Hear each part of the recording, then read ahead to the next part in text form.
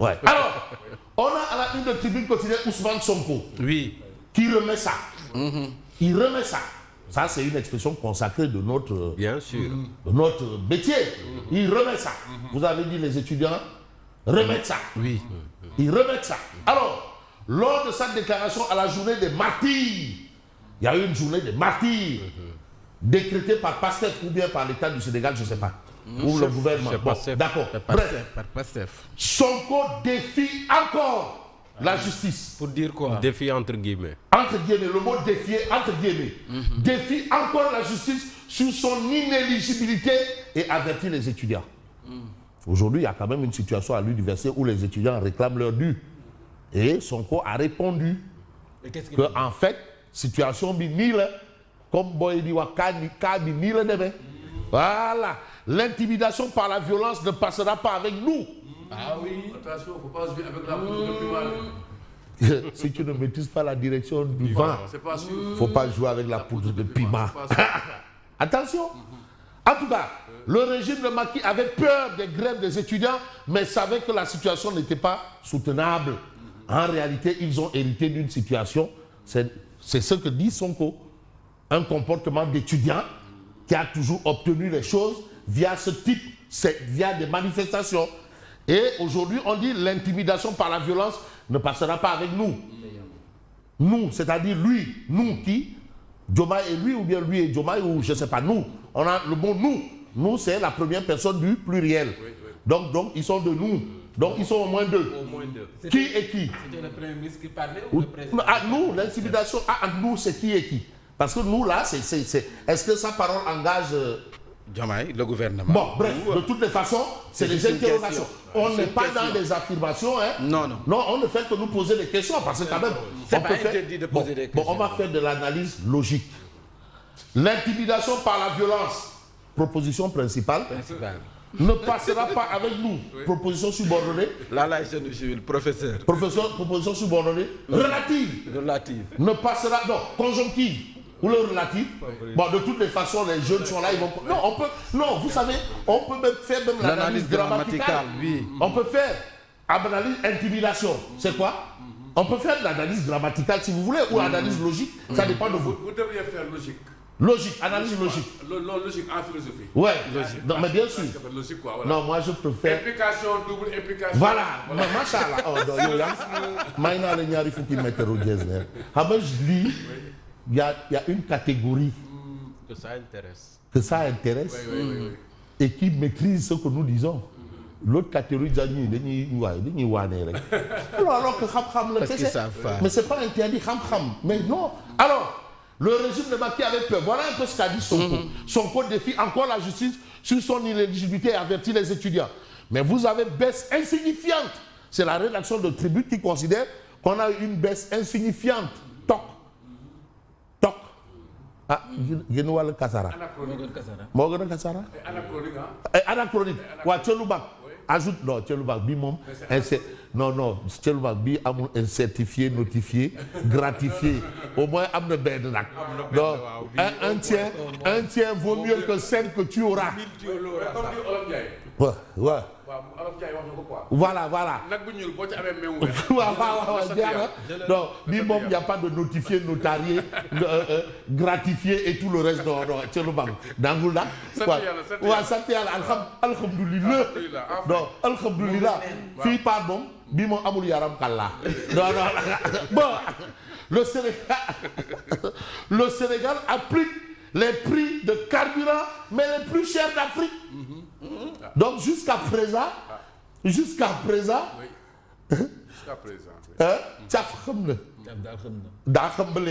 bon, même on a au moins du Mbourake, Yakul Dara. Goto, Yakul de Roubaï. Alors, voilà, le Sénégal applique les prix de carburant les plus chers en Afrique. Ça, c'est ce que considère la rédaction de Tribune. Mais d'où l'intérêt de la réaction de Jules Diatta, des cadres de Gamsabop. Mais lolu ay waxu golo bot na doomam fii di nax sàcc na dëxin kaña lekk na maafe bu ki am na doom tey ñu dem ci kii Non, c'est pas ça. Le problème, c'est quoi? Arrêtez de narguer les pauvres Sénégalais et focus sur les vrais enjeux.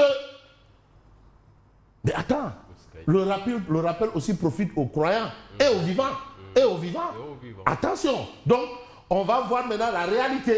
C'est la campagne de commercialisation de l'arachide. Et vous avez tout couleur Oubaï. Du nom de Bassirouba, Arsu du Momel.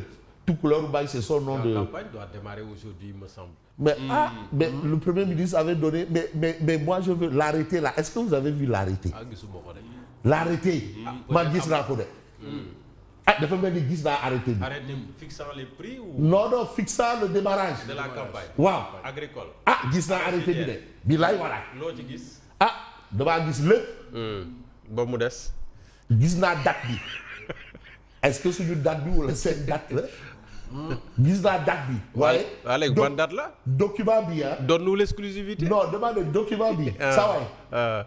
Première fois que je vois un document administratif sans numéro. Il faut moi un numéro. Ouais. Courrier numéro. Parce que aussi au bout, si tu mets le numéro là-bas, par rapport à la date, ça va peut-être faire un petit désordre. Est-ce qu'on a antidaté ou pas? De toutes les façons, Bir Bango, alors, début d'une campagne. Voilà. Nous ne croyons pas que cela va se faire par manque de cohérence et de précision de la part du ministre. Ça, c'est tout couleur Oubaï qui parle. Absolument même, Bassirouba. Alors, toutes les promesses non tenues nous poussent aujourd'hui à avoir des doutes sur l'annonce de l'ouverture de la campagne à partir de ce 8 décembre 2025. Situation en Ngok. Techniquement, nous ne sommes pas d'accord. Le ministre n'est pas passé par la procédure normale. Parce que quand même, il y a une procédure. Yo Belangé Salatu ala Dabi Akir Ikhlas. De ngay Fatiha da. Belangé Fatiha. De ngay Bismillahir Rahmanir Rahim. Ci kaw mbaa ci suuf. Waaw. A'udhu billahi après a'udhu billahi. Mën nga ko wax ci kaw wala ci suuf. Mën nga ko Fatiha bi alhamdulillahi rabbil alamin wala Bismillahir Rahmanir Rahim. Mashallah. Mais yow mais waxoon fi Bismillah waxoon fi a'udhu billahi minash shaitanir rajim. waxul fi bismillahir rahmanir rahim waxul fi Fatiha ñoo rek ñu ne la kii ulwa uzu bi rabbil falaq tëm rek ne ulwa uzu bi rabbil falaq min sharri ma alaq mais dis moi attends yow mais ça c'est bi donc mettre la charrue avant les madame acte de construction. Tu ne commences pas par l'acte de construction. Tu laisses notre père et tu vas apprendre l'acte de construction. Non. Tu laisses notre père de Moussali Marie. Direct acte de construction. On va dire non, c'est lui. Il faut revoir un peu les choses. Il y a une logique. Ouais, quand même. Mais donc, c'est ce que tout couleur essaye d'expliquer. Donc, la situation est là. Mais là où on va peut-être avancer, c'est le tourisme, redynamisation du tourisme. Mais l'État acte des urgences pour la SAPCO. Parce que le tourisme a toujours entretenu l'économie du Sénégal. Il y avait l'arachide, Gerte, le mil. Arachide, Gerte. Je parle sous le contrôle de Habib Diam Kopega.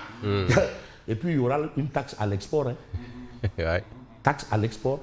Waouh. Taxe à l'export. Le plan de redressement économique et social. Ouais, le plan de redressement. Alors, voilà. Donc la situation est là. Mais là où on va évoluer, c'est un peu d'évoquer enquête. Prix des hydrocarbures, le revers de la baisse. Revers de la baisse. Et c'est là. Parce qu'aujourd'hui, il faudrait qu'il y ait une répercussion sur les transports, les coûts du transport. Sinon, à quoi ça servira la baisse? Baisse pour baisse. Non. Donc la situation est là. Mais on a le point actuel. Journée des martyrs et des victimes. Sonko lance la conquête de 2029. Il sera en 2029. Quel mounou dara. Sonko dit quel mounou tous. Ku beure damay beure, ku beurewul damay beure. Waaw, ku beug ma beure, ku bugul ma beure. En tout cas, moom dina beure, dina seug beure. Waaw, presque moom amna ngemb, amna ciubikaay, amna lepp. Ndaw lu reuy. De toutes les façons, on va voir. Qu'est-ce qu'on va voir? On va peut-être voir critique. Mais critique nous dit crise dans les universités à cause du rappel des bourses d'études. Mais l'État refuse d'avaler la pilule de 8 milliards de francs. Dis-moi vrai lambe dak. Dis-moi lambe. Bon, il faut faire la différence entre lambi golo et berebouke mbam. Voilà. Dis-moi, c'est ni du lambigolo, ni du berebouke mbam. Il faut trouver des solutions. Mais solutions, on va voir un peu ce que pense Cheikh Oumar Diagne. Crise économique au Sénégal. Code. Complément d'objet direct. Ouais, Cheikh Oumar Diagne écrit les mauvais choix économiques. Mais suppression des bourses familiales. On a enlevé l'oxygène à 400 000. 400 000 familles. Mais vous vous rendez compte? Abdou Nguer Bouné, yo, Ngerey Mam, Ngerey Bay, Ngari Dina Bay Sodom, c'est comme ça qu'il conçoit par rapport aux bourses. C'est comme ça qu'il conçoit les choses par rapport aux bourses. On a tué la maman, on a tué les grands-parents, on a tué les parents. Et on va dire à Saint-Jacques, on va garder vos enfants. Tout le monde va mourir. Tout le monde, on a tué la presse, les tours. Donc, tue. Voilà. Alors, bon, de toutes les façons, le Dakarois est clair. Dakarois, oui. Éducation, force de l'ordre dans les franchises universitaires, revendication du QCM, mais la mèche reste allumée. Mais journée des martyrs, Neketeyo, toute l'activité de Sawai. C'est 2029. Le problème, c'est 2029. Campagne 2029, en toile de fond, a été la meeting, martyrek, Touitouye, Mbol de Mouride, et Samaere, Tadjanoumane, tout ça là, c'est 2029. En attendant. Les Sénégalais. Allez-y voir Diomaye. Problème des Sénégalais. Il faut voir Diomaye. Et j'aime bien ce beau titre, je vais terminer par là. Oui. Journée des martyrs au Grand Théâtre, la nouvelle pièce de Sonko. Bon, ben moi, quand je parle de pièce, je me souviens du Malade imaginaire, qui est une pièce. Oui. Molière. Jean-Baptiste Poquelin, le Malade imaginaire. Quoi, il y a eu cette pièce-là. Il y a eu. Non, mes filles, on n'a pas quand même la pièce Le Malade imaginaire. Il y a eu une similitude. Bon. Parce que l'autre a dit que non, quand on disait j'étais mourant et autres, la demande donne golologaï. Alors, président Patrice, on a retrouvé vos talons. Le coup d'État a foiré. Voilà la situation, ce n'était pas bénin. J'ai pris la main des premiers bruits de bottes. Moi, je ne vais pas botter en touche, mais je vais dire merci et bonne continuation. Et vous avez le bonjour de Babacar Dieng, le futur maire de Rufisque Est. Wow. Fabrice Mainako Dialaba. Vraiment, il joue l'utile à l'agréable.